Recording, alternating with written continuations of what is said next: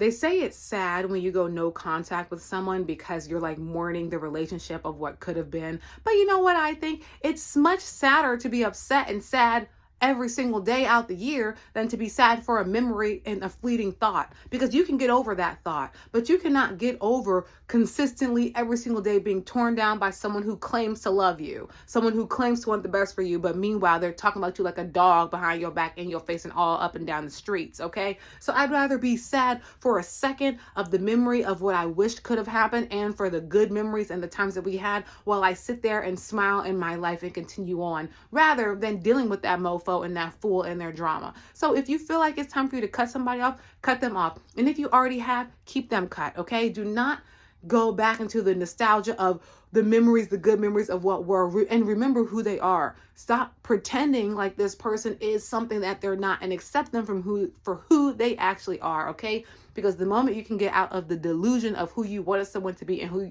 and you can accept who they actually are, you can see them for who they are, and you can realize, oh no, this person was a whole hater. This person never really liked me. Just because this person was your parent, your cousin, your kin, your sister, your brother, whoever, it does not mean that they like you. It does not mean that they respect you, and it does not mean that they value you. And most importantly, it means that they know what to say to trigger you. They know where your wounds are, and those people who are not mentally all the way there, who are unhinged and angry, will purposely try to take you off your game because they know exactly where it hurts. They know exactly what you're insecure about. They know exactly what trauma you face. And so they will try to sting you to the core. And if you allow yourself to keep being around those people, you will never make as much progress as you possibly could if they weren't there. And perhaps you'll be depressed, you'll be sad, you won't be making any progress at all. And you'll wonder, why am I in the same position that I've been since last year? Oh, maybe it's because my hating a ... is always in my ear telling me how I can't do it.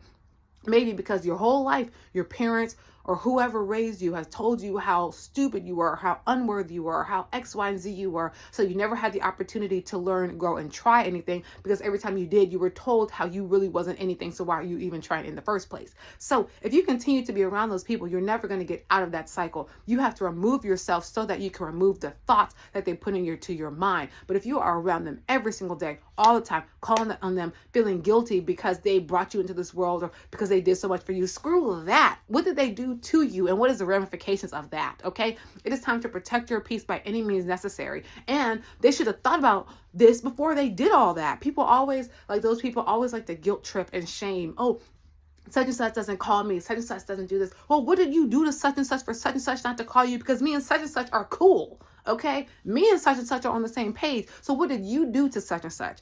People, they always want to, blame the victim, blame the child in the situation. No, blame yourself. Look in the mirror and recognize who the problem is and was. Okay, and that's where your answer will come from. Not, such and such. These parents always be like, my child doesn't talk to me anymore. Why?